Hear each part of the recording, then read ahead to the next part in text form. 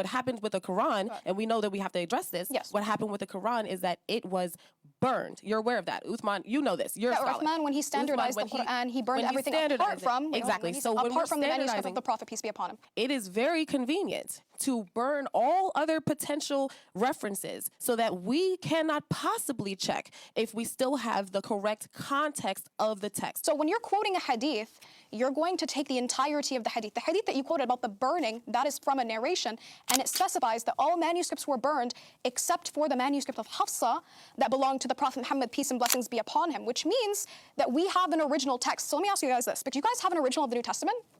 The oldest copies that we have of the New Testament, or of the Gospels specifically, are in Ethiopia, written in Ge'ez, and they do confirm what is currently in the old, or in the New Testament. And what is that dated to?